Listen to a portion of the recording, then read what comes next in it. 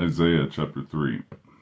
For behold, the Lord of hosts, doth take away from Jerusalem and from Judah the stay and the staff, the whole stay of bread and the whole stay of water, the mighty man and the man of war, the judge and the prophet and the prudent and the ancient, the captain of 50 and the honorable man, and the counselor and the cunning artificer and the eloquent orator. And I will give children to their princes, and babes shall rule over them. And the people shall be oppressed, every one by another, and every one by his neighbor. The child shall behave himself proudly against the ancient, and the base against the honorable. When a man shall take hold of his brother, of the house of his father, saying, Thou hast clothing, be thou our ruler, and let this ruin be under thy hand. In that day shall he swear, saying, I will not be a healer, for in my house is neither bread nor clothing. Make me not a ruler of the people. For Jerusalem is ruined, and Judah is fallen, because their tongue and their doings are against the Lord, to provoke the eyes of his glory. The show of their countenance doth witness against them, and they declare their sin at Sodom, they hide it not.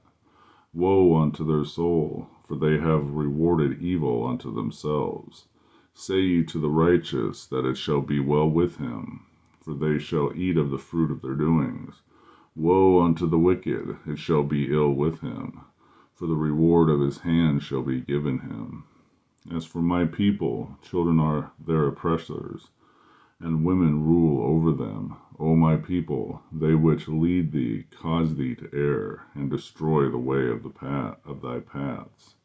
The Lord standeth up to plead, and standeth to judge the people. The Lord will enter into judgment with the ancients of his people, and the princes thereof, for ye have eaten up the vineyard, and the spoil of the poor is in your house. What mean ye that ye beat my people to pieces, and grind the faces of the poor, saith the Lord God of hosts? Moreover, the Lord saith, because the daughters of Zion are haughty, and walk with stretched forth necks and wanton eyes, walking and menacing as they go, and making a tinkling with their feet. Therefore the Lord will smite with a scab the crown of the head of the daughters of Zion, and the Lord will discover their secret parts.